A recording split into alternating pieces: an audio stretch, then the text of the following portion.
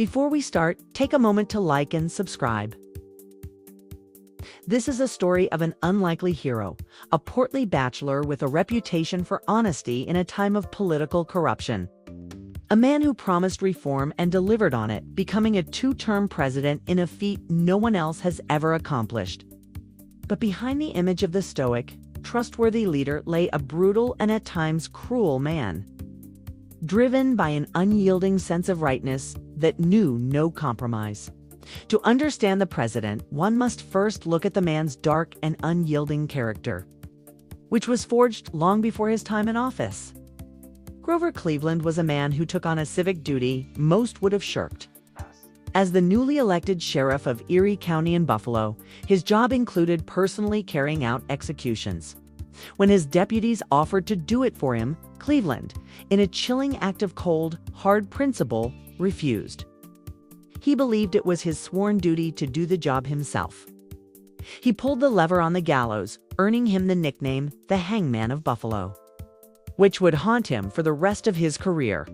It was a grim prelude to a presidency marked by similar acts of unyielding and often brutal will. This act, while seen by his supporters as a testament to his steadfast character and commitment to the law, painted a darker picture for his critics. The fact that he was willing to perform such a gruesome task himself, rather than delegate it, spoke volumes about a man who would never shirk a duty, no matter how unpleasant. It was a trait that would define his political career for better and for worse.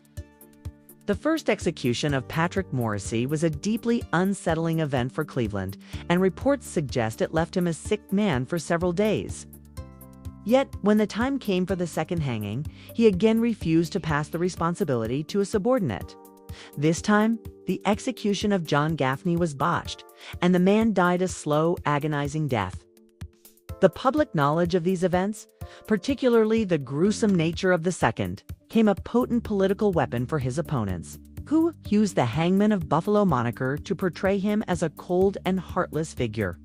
These two acts of personal execution, however, cemented his reputation as a man of iron will, a figure who would do the difficult, dirty work himself, rather than expecting others to bear the burden. Beyond the public spectacle, these moments were crucial in shaping Cleveland's personal identity. The immense psychological toll of the first hanging, a burden he bore alone, reinforced his belief that true leadership meant facing the most difficult and unpleasant tasks head-on. Without compromise or evasion, he was not just a politician. He was a moral accountant, meticulously balancing the ledger of right and wrong even when the numbers were written in blood.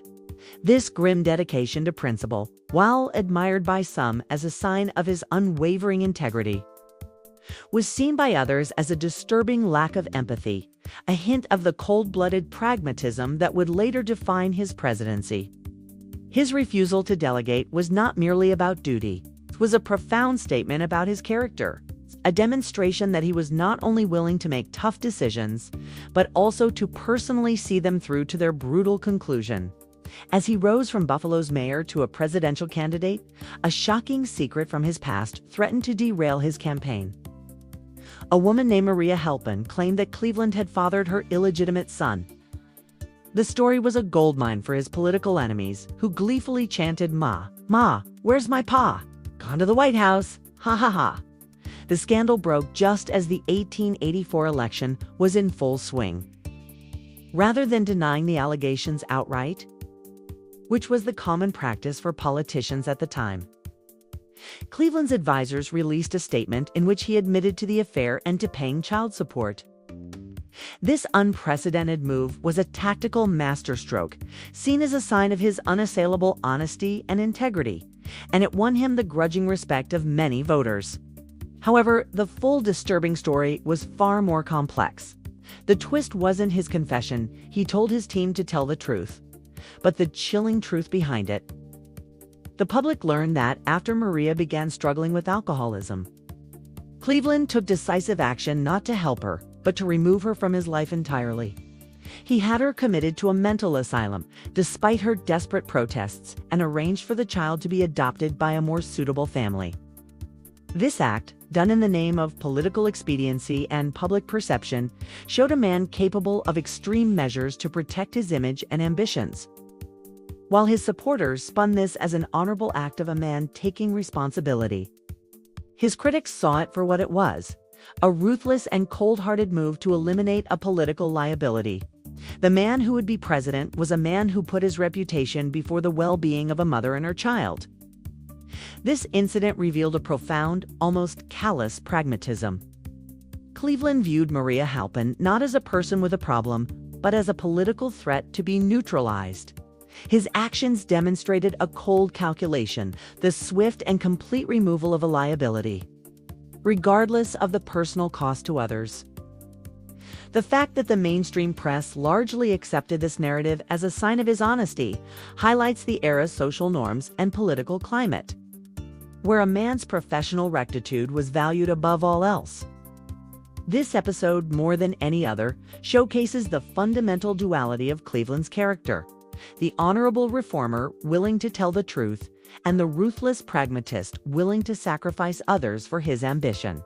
Once in the White House, Cleveland's capacity for cold, brutal action wasn't limited to the gallows.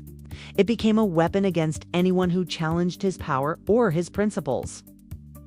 During the Panic of 1893, the nation plunged into a severe economic depression.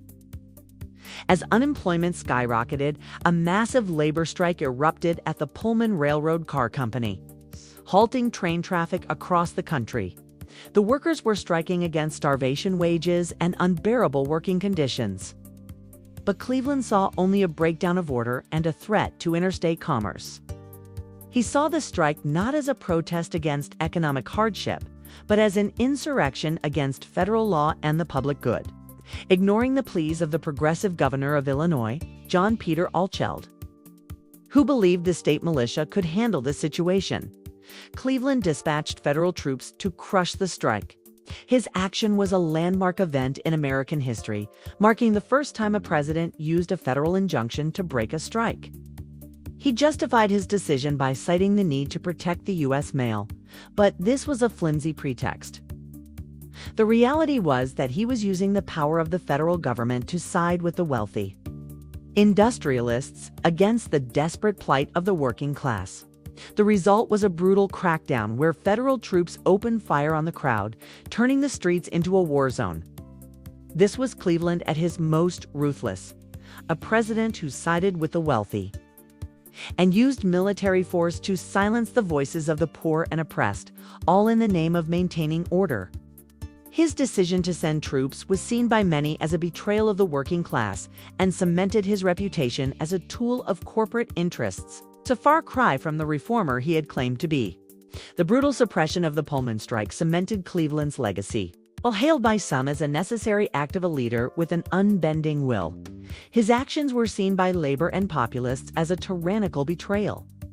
In the end, Cleveland's story stands as a chilling reminder that an iron will, while capable of great reform, is also a tool of merciless power, and a man's most admirable qualities can be inextricably linked to his most brutal flaws.